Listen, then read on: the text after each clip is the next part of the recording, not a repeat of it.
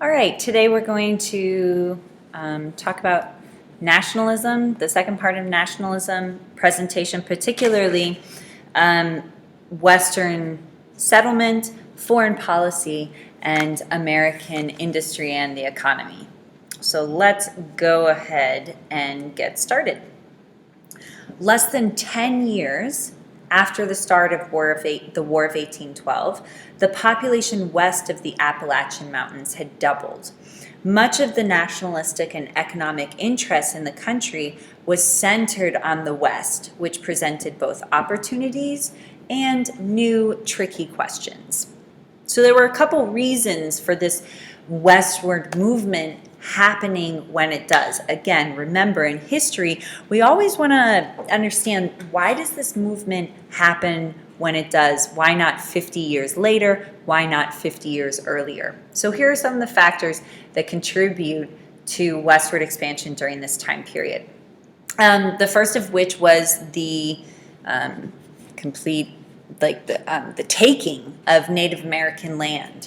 Large areas of open land were open to U.S. settlement, particularly with the success of putting down Native American rebellion by General William Henry Harrison in the Indiana Territory and Andrew Jackson in the Florida territories in Florida and the South.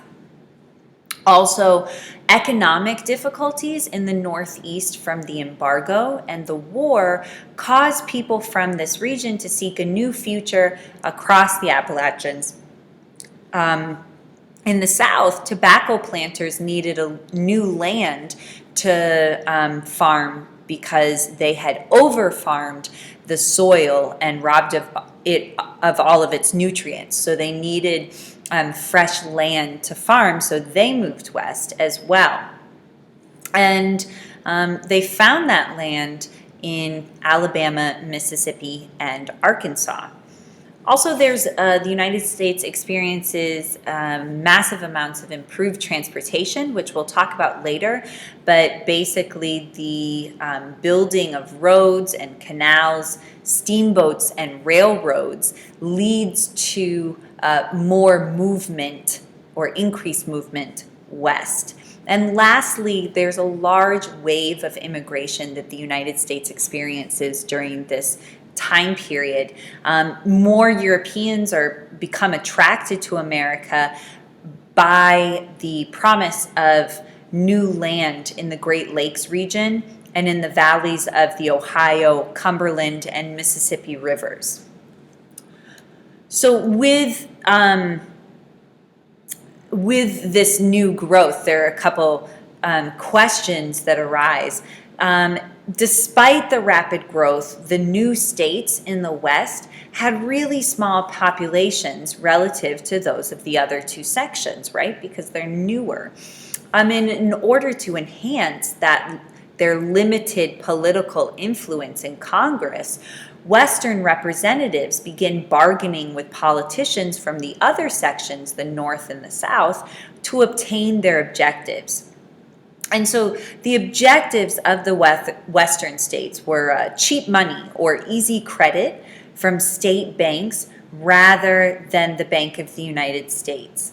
They also wanted low prices for land sold by the federal government, and they wanted improved transportation because it would be easier to then get the goods that they produce out to the rest of the world and the rest of the parts of the United States.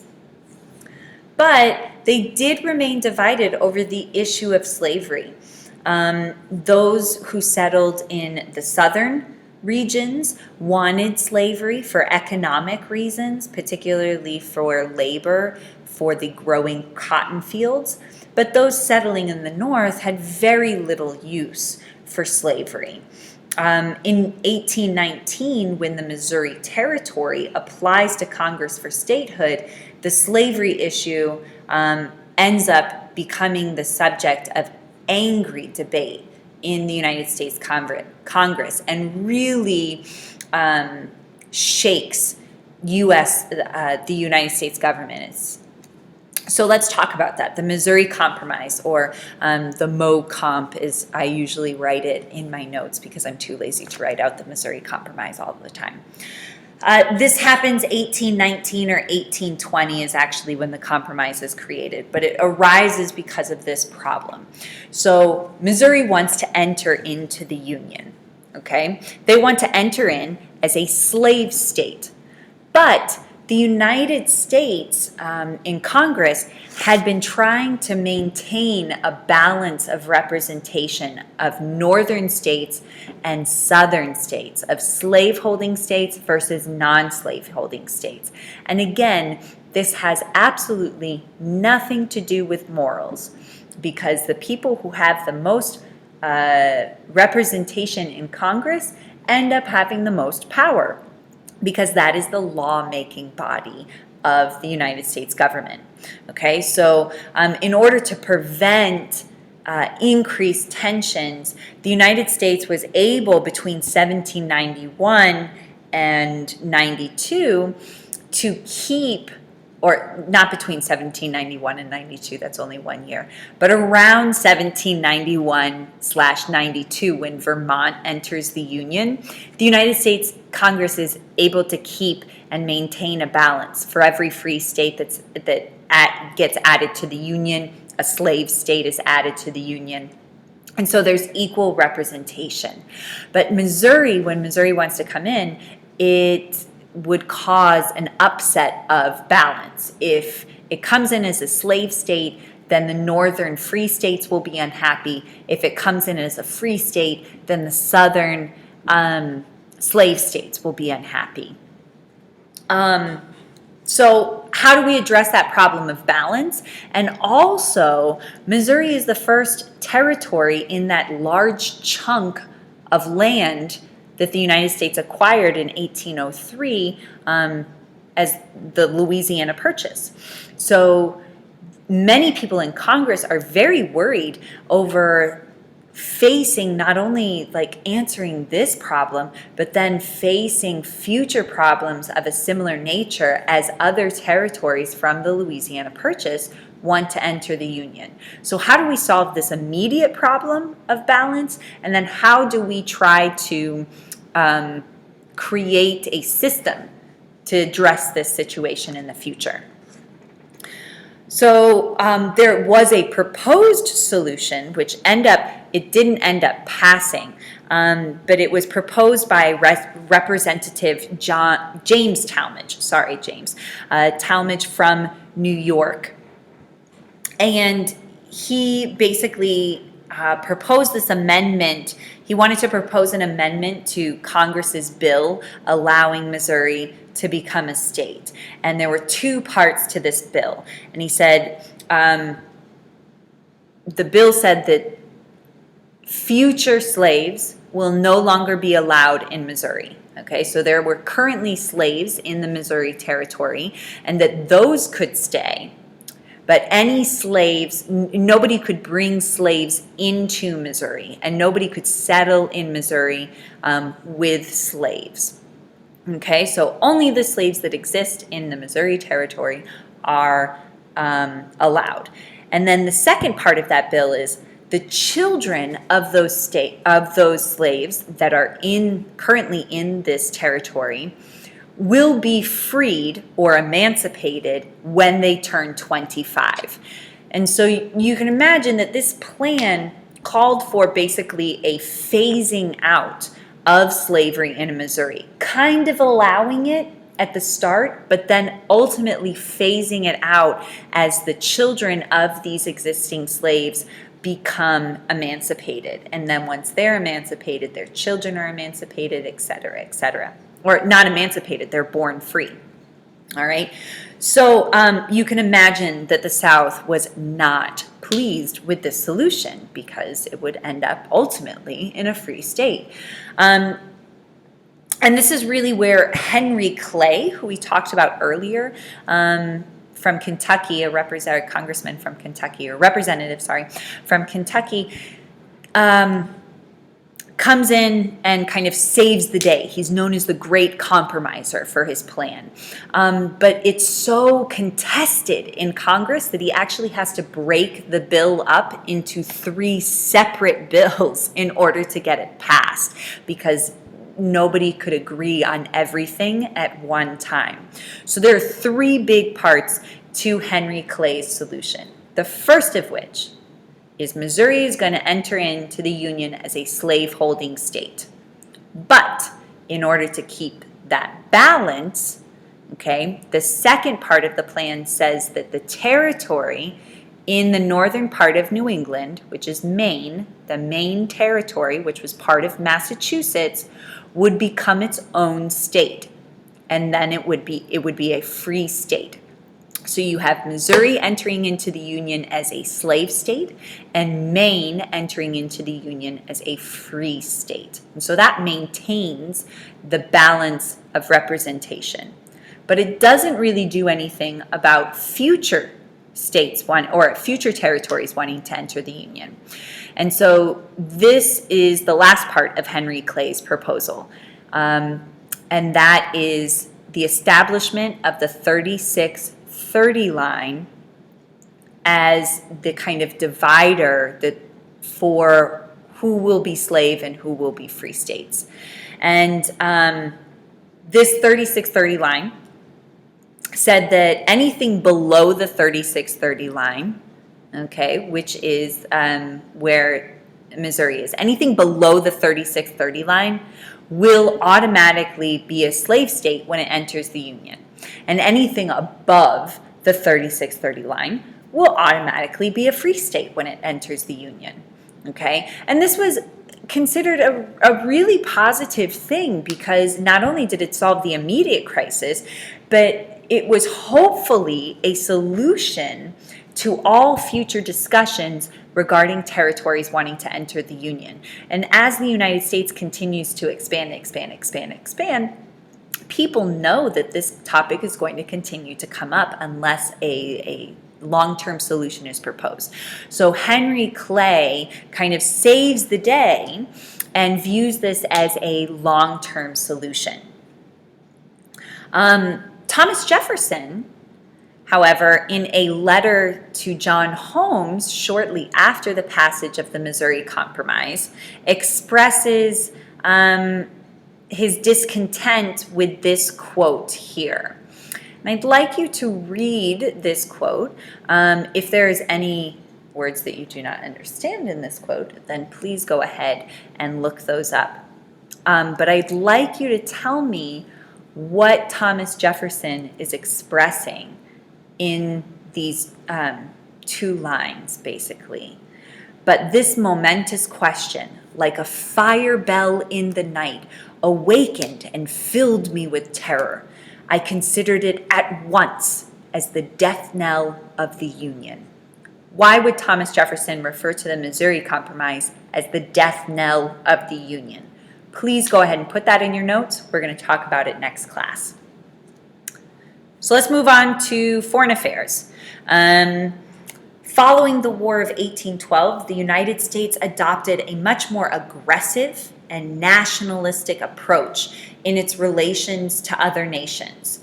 During Madison's presidency, when problems with the Barbary pirates, which we first talked about with Thomas Jefferson, again begin to develop, a fleet under Stephen Decatur was sent in 1815 to force the rulers of North Africa to allow American shipping the free use of the Mediterranean.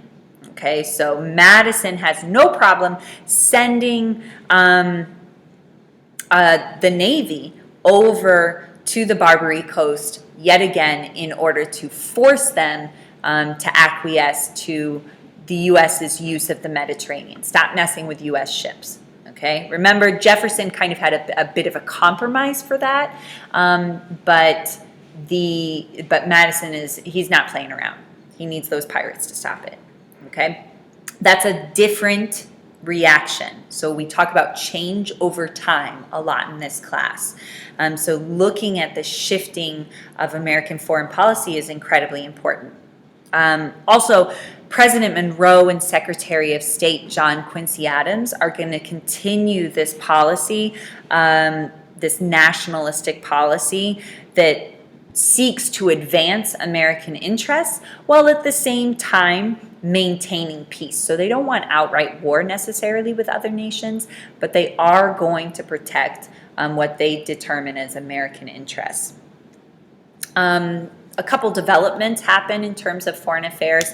One of them, in addition to like the Barbary Pirates, which is kind of a small thing, is in Canada. So during Monroe's first years as president, British and American negotiators agreed to a major disarmament pact. The Rush-Bagot Agreement strictly limits naval armament on the Great Lakes. So it does not allow the British or the Americans to have a large naval presence on the Great Lakes, which is a shared area between the border of the United States and Canada. This will also lead to future agreements that place limits on border fortifications that do not allow either Britain or the United States to place a lot of forts on the on the Canadian and American border. Ultimately, that's going to lead to the United States and Canada becoming the longest stretch of unfortified border in the world. No big deal. Also, there were improved relations between the United States and Britain,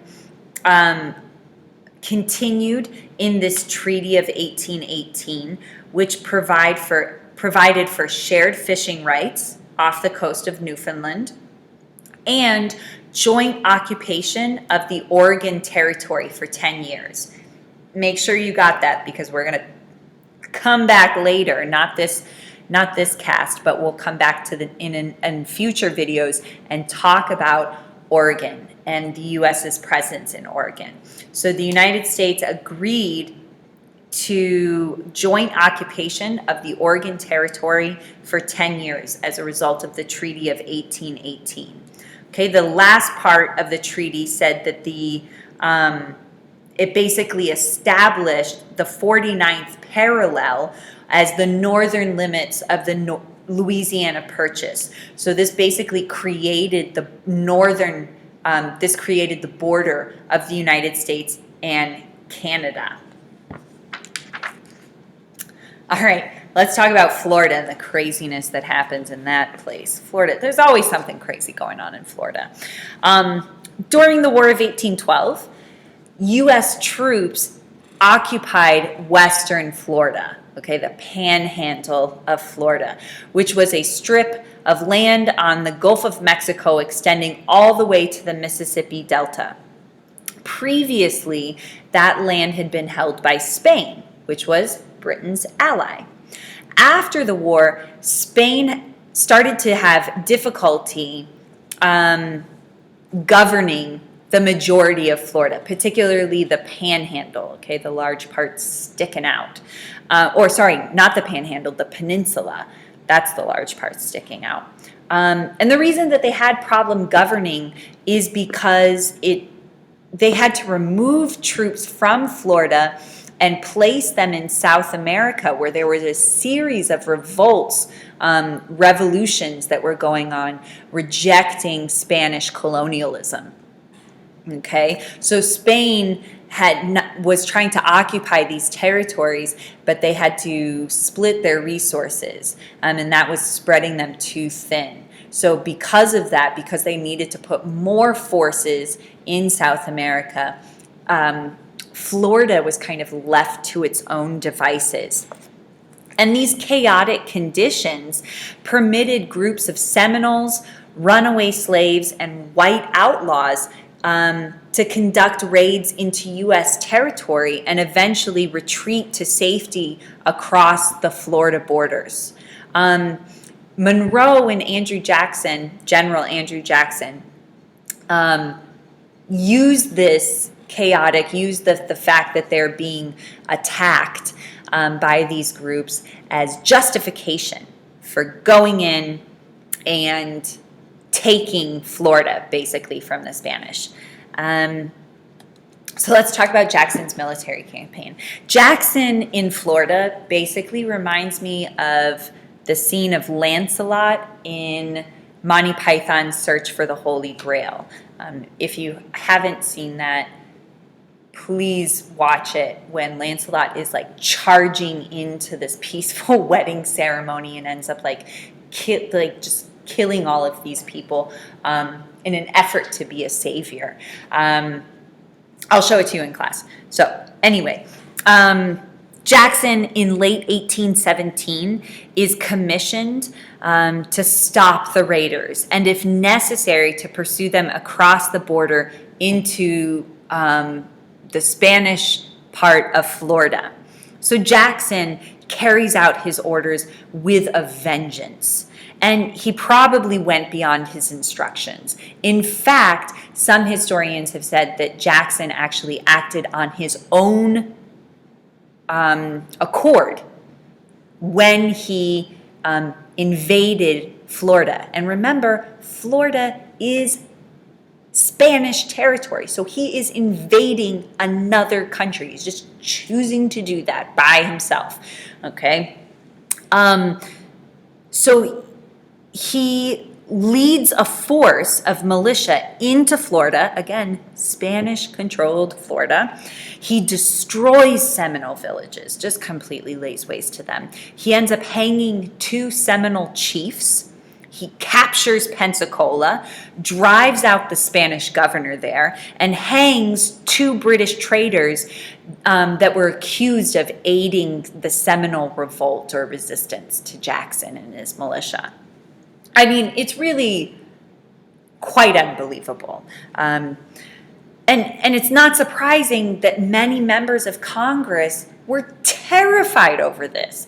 They were super afraid that not only was Spain going to be mad at them, but their ally Britain was going to react to this. And it was going to draw the United States into another conflict, which they had just gotten out of. But Spain, it didn't actually end up happening like that, because Spain knew that they had a weak grasp of Florida, and they knew that they couldn't necessarily count on the British to come to their aid. The British weren't that interested in keeping the United States out of Florida. So Spain makes a deal with the United States in order to kind of get something from the United States, because they think if we don't negotiate with the United States is just going to straight up take Florida, which is a fair assumption, because they definitely would have probably. Definitely, probably. Yeah, they would have. That's safe to say. So the Spanish end up creating a treaty with the United States, the Florida Purchase, or the Adams-Onis Treaty, and this is signed in 1819. And basically, Spain turns over all of its possessions in Florida and its own claims to the Oregon Territory. They turn it over to the United States. In exchange, the U.S. assumes $5 million in claims against Spain and gives up any U.S. territorial claims to the Spanish province of Texas, which, spoiler alert, is not really going to be followed through. So this agreement is known as both the Florida Purchase Treaty or the Adams-Onis Treaty. But probably the biggest piece of American foreign policy or American foreign affairs that happens during this time period is the Monroe Doctrine. And it's a bit of a fascinating thing that the Monroe Doctrine ends up being so big, because it's actually not a big deal at the time. The Monroe Doctrine is mainly important for how it's used later in history. So we'll talk about that in a second. So although America was focused on its own growth during this time period, it didn't ignore the fact that Europe was very interested in the Western Hemisphere during this time. And there was a restoration of a number of monarchies after the fall of Napoleon in 1815, which produced a backlash against Republican movements. So restored monarchies in France, Austria, Prussia, and Russia worked together to suppress liberal elements in Italy and Spain. That's not to say that Italy and Spain were liberal as a nation, but there were definitely movements and elements in those countries that were liberal, and the monarchies worked together in order to kind of keep those movements from becoming larger. So they also considered helping Spain to return to power in South America, where a number of republics, again, had recently declared their independence. Also, Russia's presence in Alaska deeply worried both Britain and the United States. Using their trading posts in Alaska as a base, Russian seal hunters had spread southward and established a trading post in San Francisco Bay, which is in what is now Northern California. British and U.S. leaders decided that they basically had a common interest in protecting North and South America from possible aggression of European powers. So the British naval power basically deterred the Spanish from attempting a comeback in Latin America. Okay? But to maintain British trade with the Latin American republics required a certain level of diplomacy. So British Foreign Secretary George Canning proposed to Richard Rush, who was the U.S. minister in London, a joint Anglo-American warning to the European powers not to intervene in South America. So basically, British Foreign Secretary George Canning says, hey, I've got this great idea. Let's join together in creating a statement to the other European powers not to mess in this territory. Well, okay, so Monroe really likes this idea, and he's like, yeah, okay, that makes sense. But his Secretary of State, John Quincy Adams, who's a really brilliant political mind, says, no, we can't do this, okay? He doesn't agree with this plan, and there are several reasons for that. The first of which is ultimately, he thinks that the United States should make a claim regarding Europe's involvement in Latin America, but that they shouldn't make this statement with the British. Okay, they should do it on their own, and there are two major reasons for that. The first of which is that if the United States goes ahead and makes the statement on its own without the British, yeah, we may not have, the British Navy right away, but ultimately Britain is not going to step aside and allow European powers to become stronger by having a presence in South America. So even though we're not agreeing, we're not necessarily presenting this as a plan that's both British and U.S. and Anglo-American agreement, the British are still going to end up being on board, okay? And he also uses that logic when saying that the Europeans, on the other hand, know this, and they're not going to try to aggress in Latin America because, again, the British will get involved because they don't want European powers, European monarchies, becoming powerful.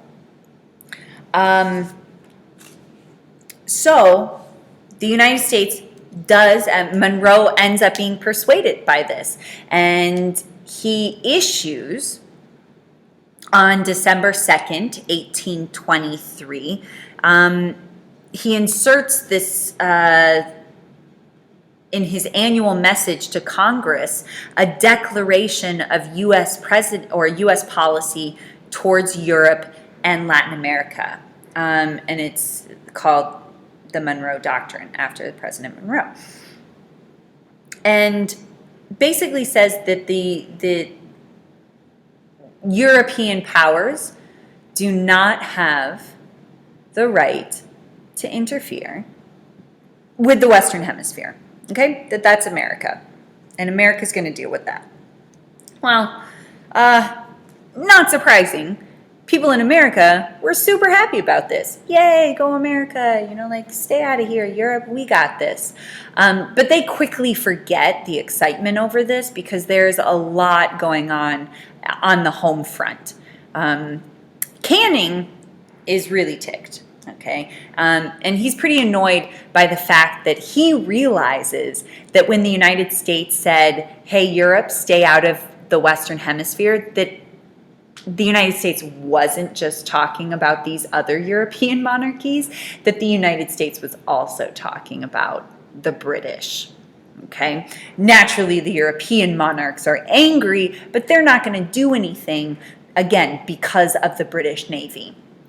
And this Monroe Doctrine ends up becoming a defining moment in Europe or in American policy, not because America can back it up, not because America then starts becoming more involved in Latin America. They don't have the ability to become involved in Latin America at that time period, okay? But they do have the ability, the reason that this document is incredibly important is once the United States does have the wherewithal to become involved in Latin America, they will look back on the Monroe Doctrine and use that as precedent established by American government, and they will use it for justification into affairs in South America. An example of this will be James Polk when he is president and basically initiates the war, the Mexican-American War, over the territories of Texas and areas controlled by Mexico. So, Monroe Doctrine, different from the foreign policy that was established by George Washington and will also later influence future presidents in their foreign policies and dealings with Latin America. All right, enough about that. Let's talk about us and our economy. In the early 1800s, the Jeffersonian dream of an agrarian society remained strong in rural areas. But as the century progressed, there was an increasing percentage of American people that were swept up in the dynamic economic changes of America's first industrial revolution. Political conflicts over tariffs, internal improvements, and the Bank of the United States reflected the importance to people's lives of a national economy that was rapidly growing. So let's talk about that growth. Population growth provided both the laborers and the consumers required for industrial development. Between 1800 and 1825, the U.S. population doubles. That is huge. But what's more huge is that in the following 25 years, it doubles again. So this is accounted for by a high birth rate, but it's strongly supplemented after 1830 when the United States experiences that major wave of immigration, particularly from Ireland and Germany. The non-white population, African Americans and American Indians, grew despite the ban on the importation of slaves after 1808. And by the 1830s, almost a third of the population lived west of the Alleghenies. But at the same time, both old and new urban areas are growing rapidly. So we not only see a large population surge of people living in the West, but we're seeing a large development of industrial areas as well. And there were several factors that contribute to that economy and or to the growth of the economy. Population is one, transportation is another. Pennsylvania's Lancaster Turnpike, which was built in the 1790s, connected Philadelphia with rich farmlands around Lancaster. Its success stimulated the construction of other privately built and relatively short toll roads, and by the mid-1820s connected most of the major cities. For those of you that aren't familiar, a toll road is a road that you pay to drive on, usually because it's faster, more convenient, there are less stops, less traffic, etc. And so the paying of the toll to have access to the road is supposed to pay for the upkeep and the creation of the road itself. Okay, toll roads definitely still exist to this day.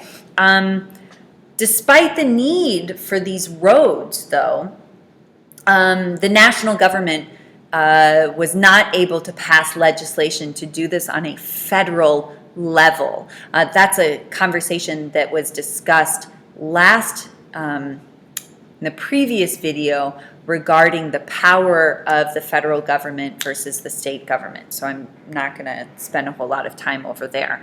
The notable exception to this is the National or the Cumberland Road. It's known by both names, which was a paved highway and a major route to the west, extending more than 1,000 miles from Maryland to Illinois.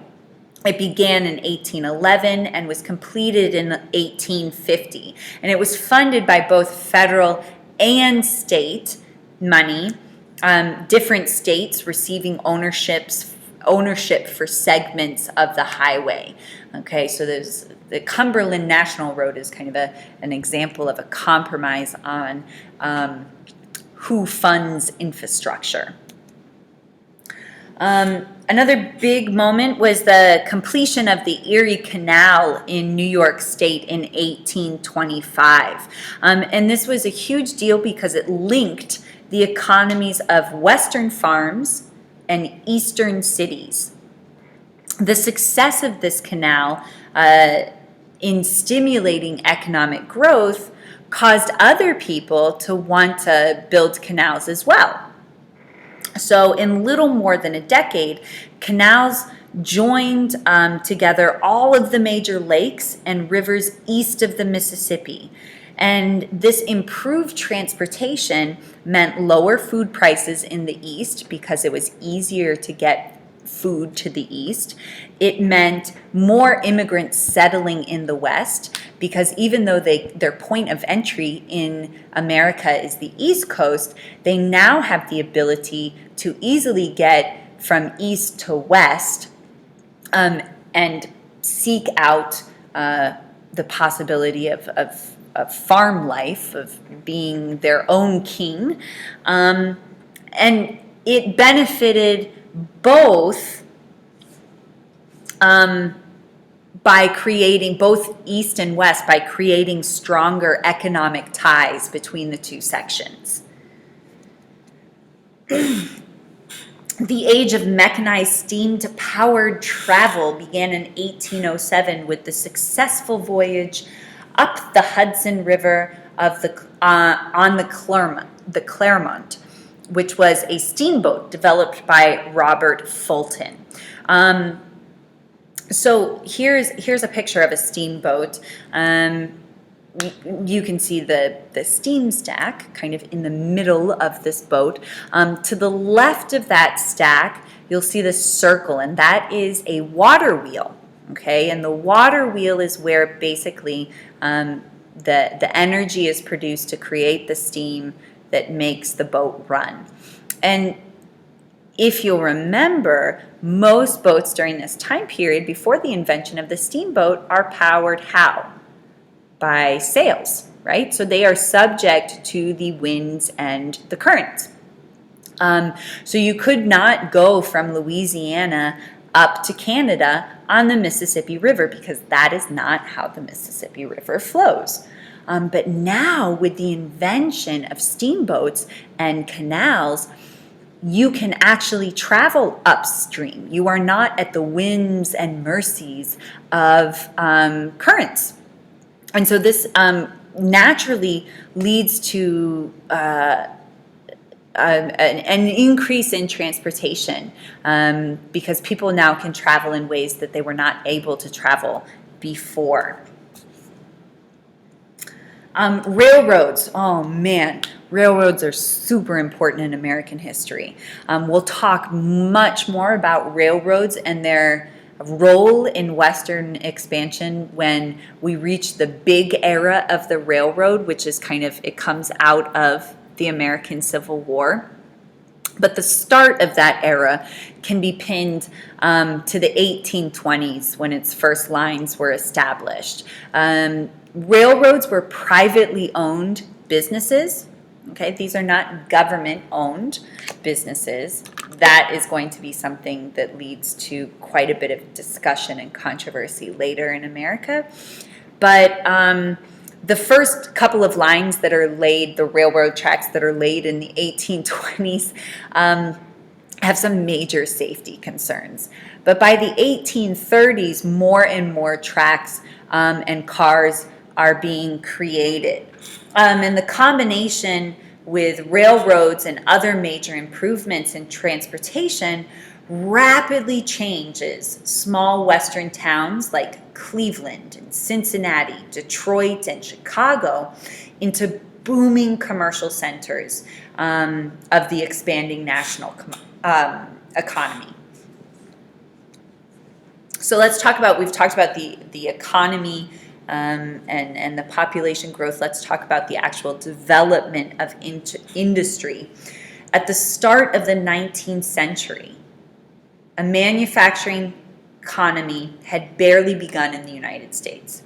But by mid-century, U.S. manufacturing surpassed agriculture in value, and by the end of the century, they were the world's leader in industry. So the beginning of the century, there's hardly any industry. The middle of the century, American industry becomes bigger than American farming. And at the end of the century, American industry is the best in the world. And it's a pretty big change in a very short period of time. So let's talk about some of the things that went into that change. And the first of that is mechanical inventions or mechanized inventions.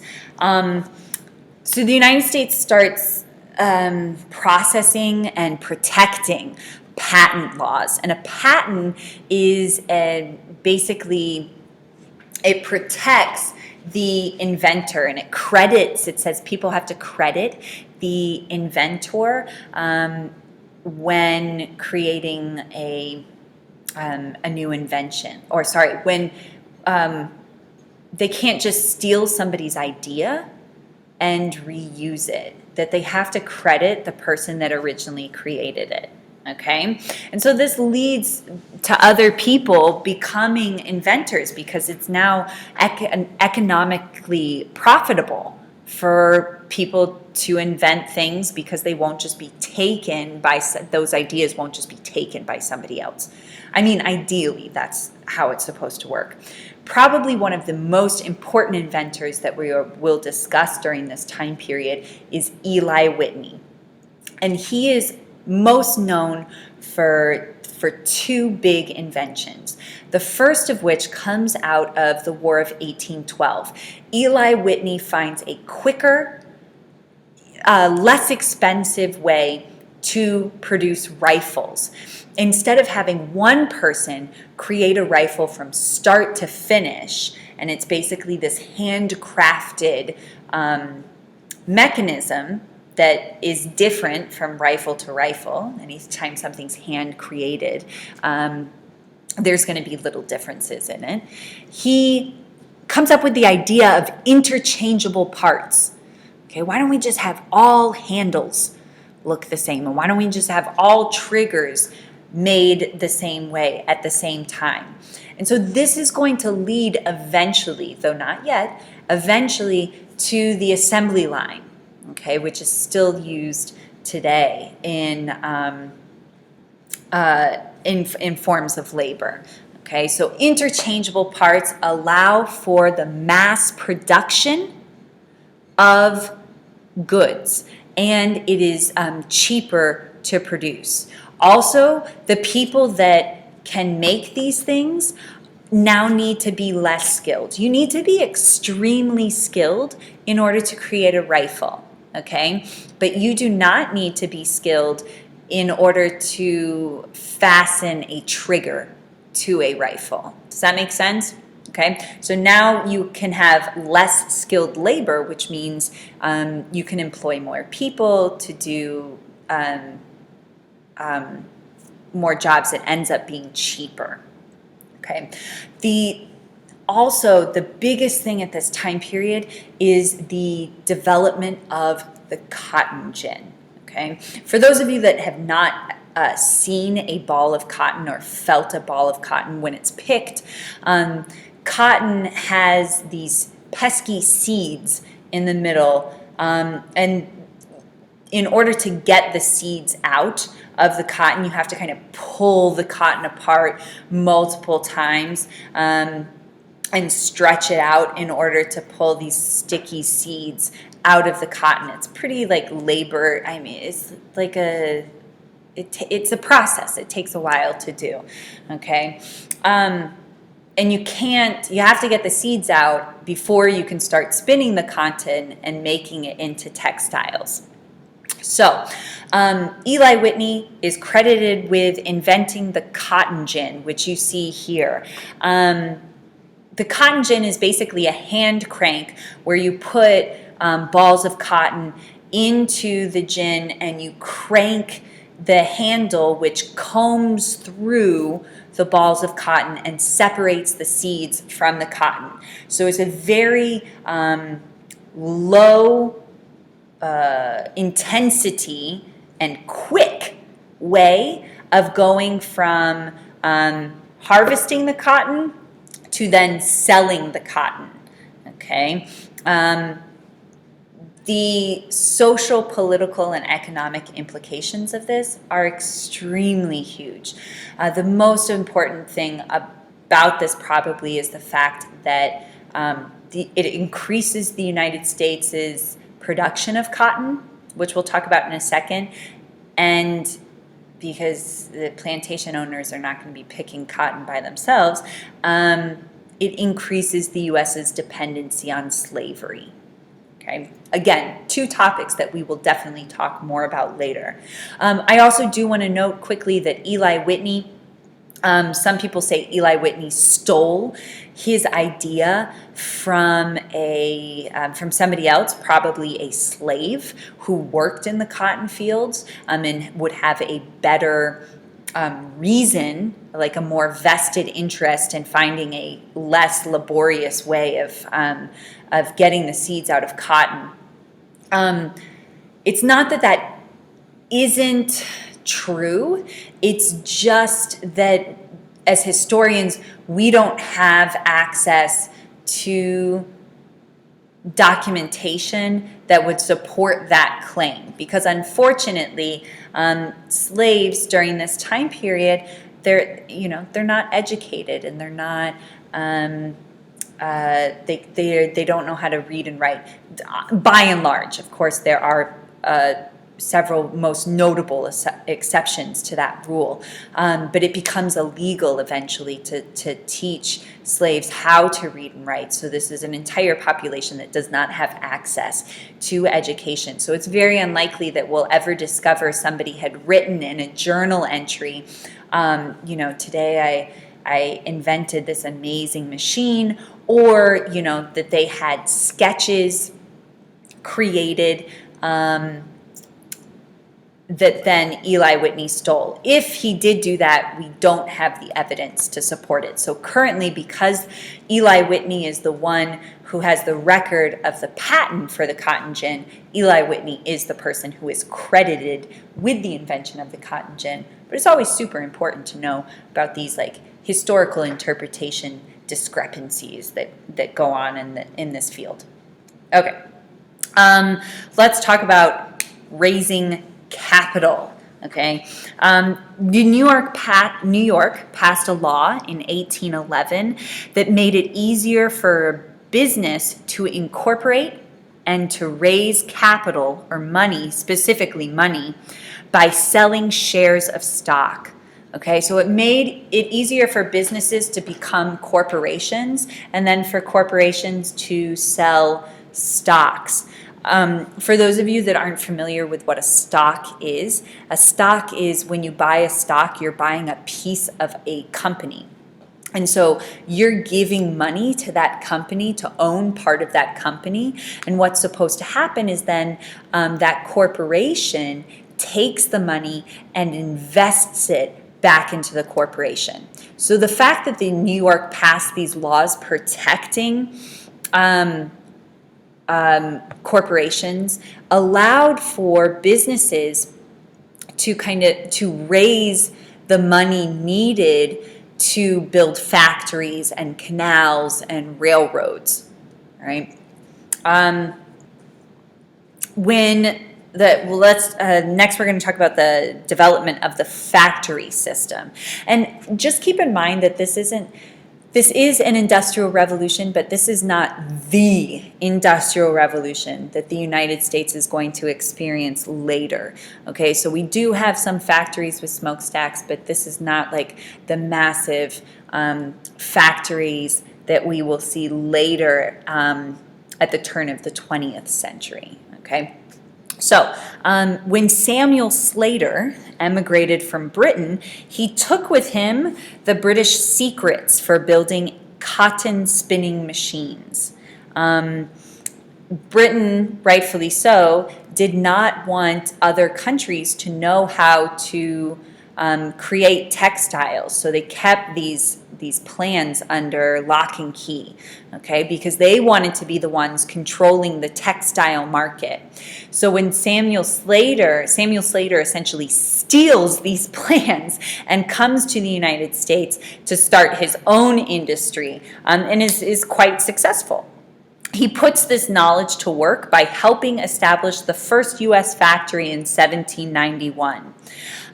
Early in the next century, the embargo in the War of 1812 stimulates domestic manufacturing.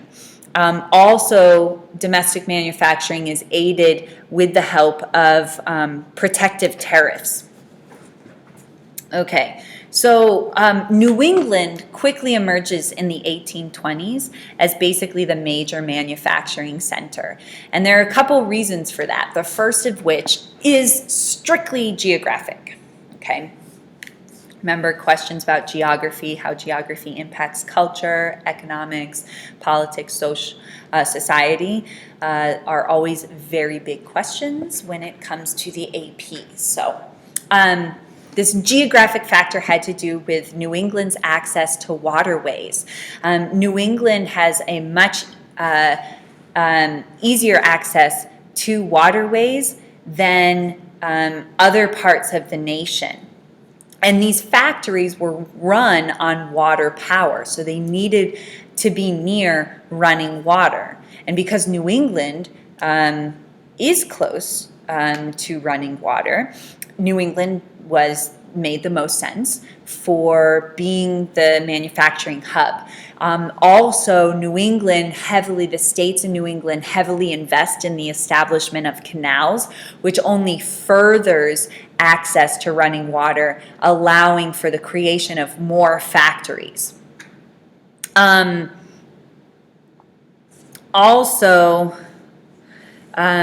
decline of New England's maritime industry made capital available for manufacturing. So people who would be investing in shipbuilding, okay, because that industry is on the decline, begin investing in factories instead. Also, there's like a decline in farming, which allows for factories to have an easy access to labor, because now they have people who need employment because their farming is no longer viable. It is also important to note that other states who have similar resources, like New York, New Jersey, and Pennsylvania, quickly follow New England's lead in factories. And that with the creation of these factories, we also see an expansion in financial businesses like banking and insurance. So we're getting a whole bunch of industry coming out of factories. And at first, factory owners had difficulty finding workers for their mills. Factory life really couldn't compete with the lure of cheap land in the West. As a response to that difficulty, textile mills in Lowell, Massachusetts, which were the most famous because they were the earliest and one of the largest textile mills, the Lowell mills, recruited young farm women and housed them in company dormitories. And in the 1830s, other factories began imitating this system. Also, many factories made extensive use of child labor. Children as young as 7 left home to begin working in these factories.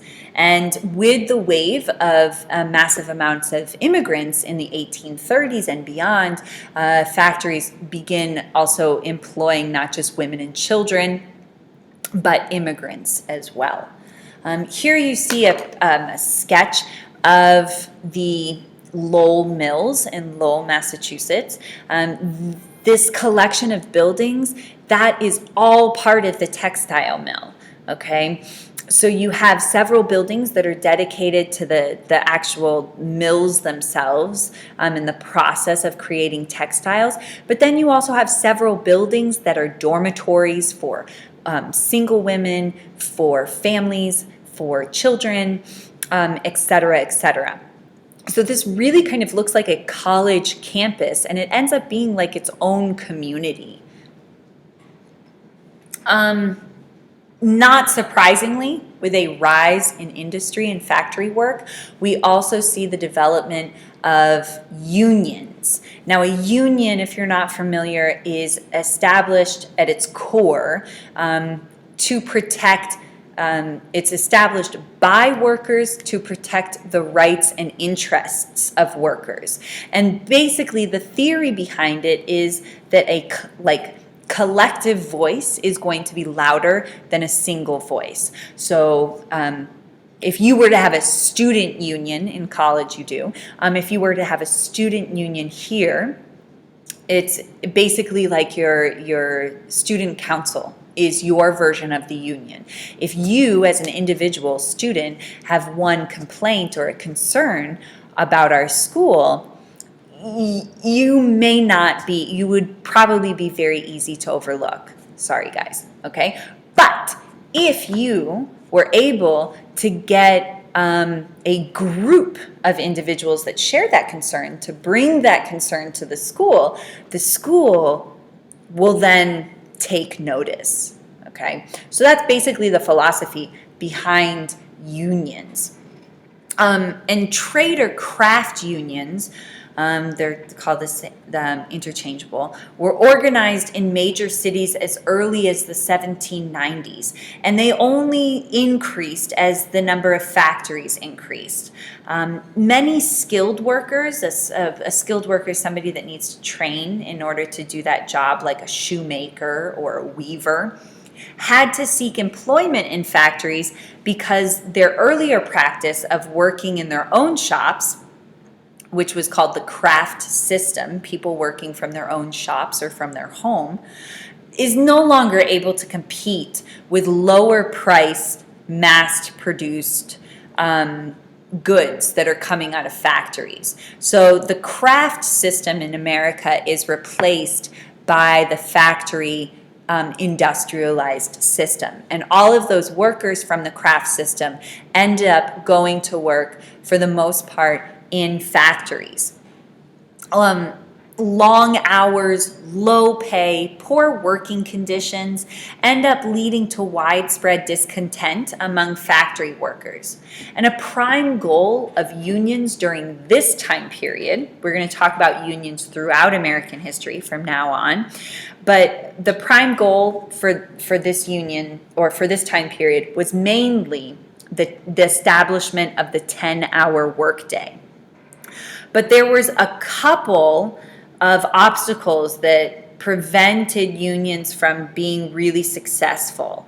The first of which was the using immigrants to replace workers. So if you basically, because there was such a flood of possible labor in the United States once these waves of immigrants started coming in, if you complained about your job or if you unionized, your boss could essentially just fire you, and because they would have no problem replacing you. Your job does not require you to be skilled, and so you're basically not, you're just as good as any other person off of the street.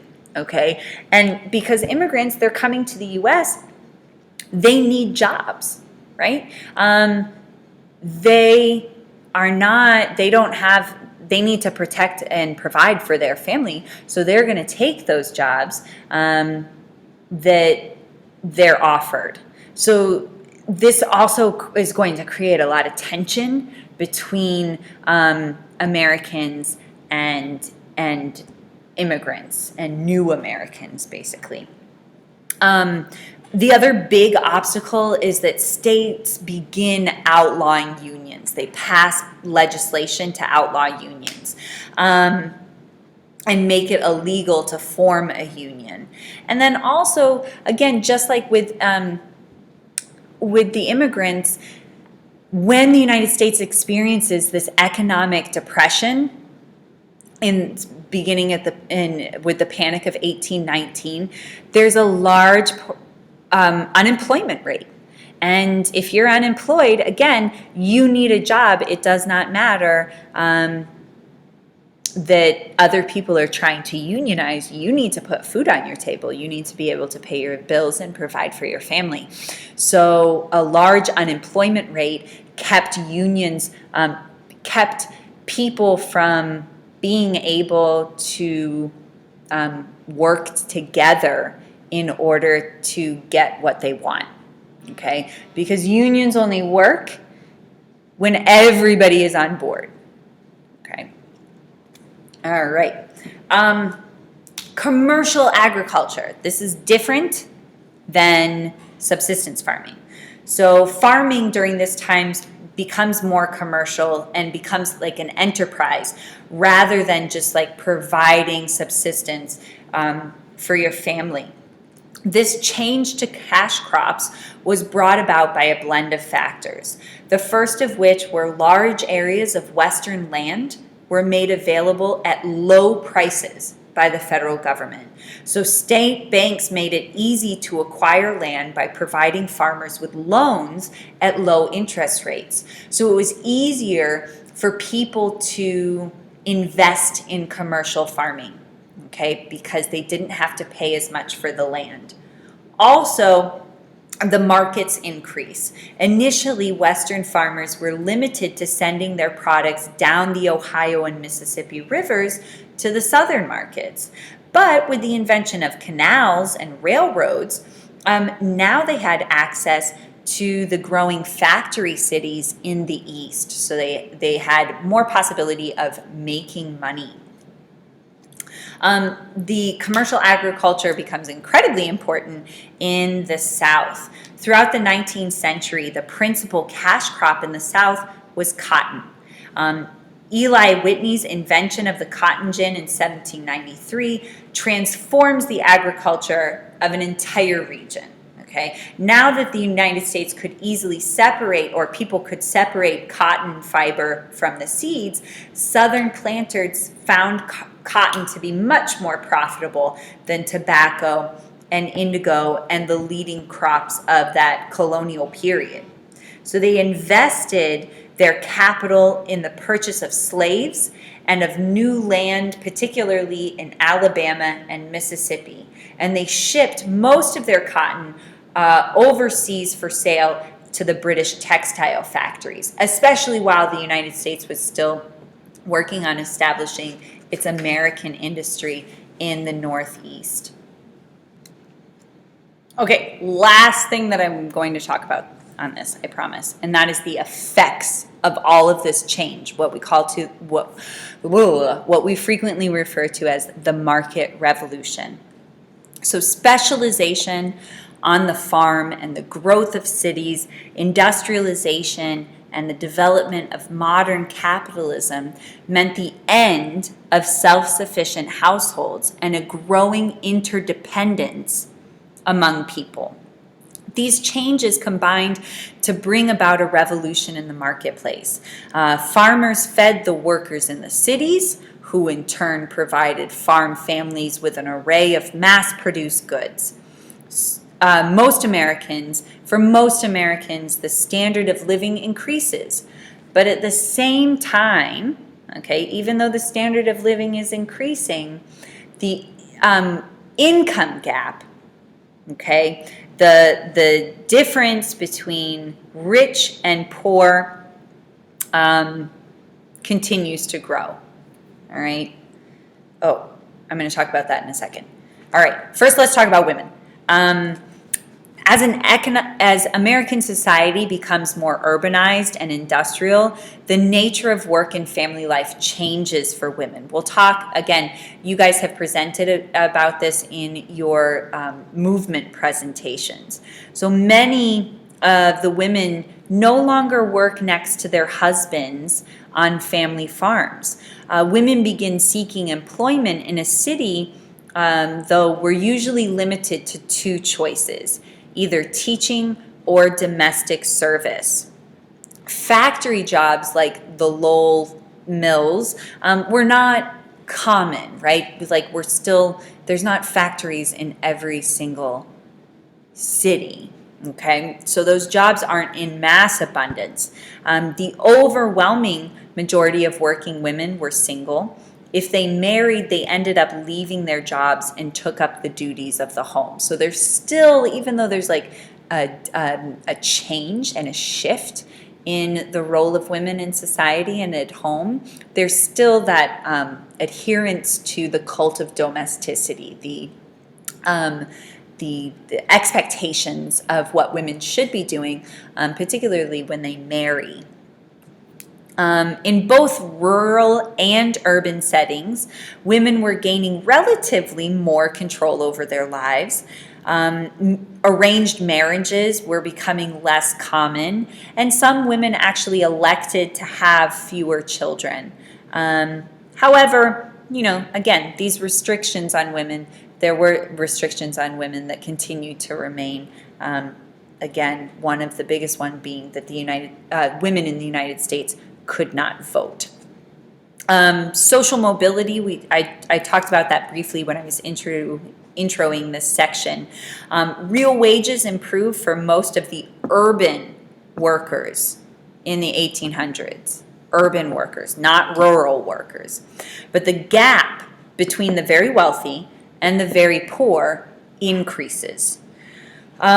Social mobility, the moving up in income level and also in social status, occurred on a generational basis. Like if it was going to happen, it wasn't going to be in you worked hard to basically have future generations benefit. But this, even though it did happen, it wasn't widespread. Okay. Yeah, that's all I'm going to say about that. The last thing I'm going to talk about is slavery, briefly, because we're going to talk about it a lot in another section. And this is basically that many people in the United States, when it was founded, the founding fathers believed that slavery would eventually be phased out of America. One of the ways that this would happen is through diffusion, this diffusion theory, that as the United States continued to expand west, okay, those states that entered the Union would not be slave states, and then that would, like, eventually the non-slave states would be the majority, and the free states, the slave states themselves would be the minority, and there would be like little use for slaves in the American economic system. But this is proven wrong when the territories in Alabama and Mississippi enter the Union as slave states. So the land west continues to want to use slavery as a system. And one of course, again, the big reasons that they want to do this is because it's an economically viable system for them.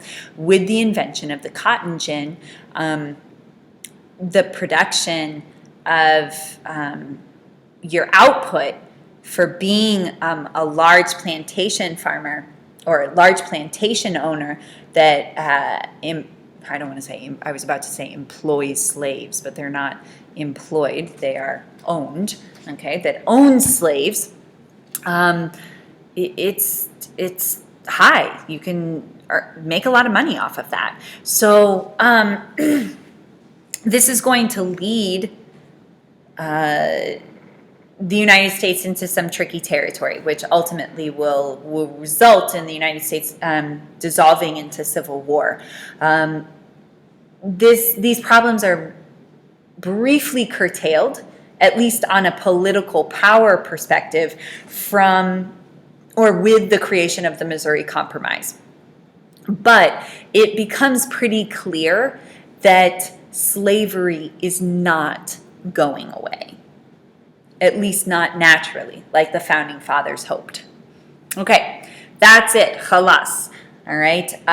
Next, we're going to talk about sectionalism, but that one is a lot briefer because it's mainly just reviewing some of the other sides of things we talked about in nationalism. Bye, friends.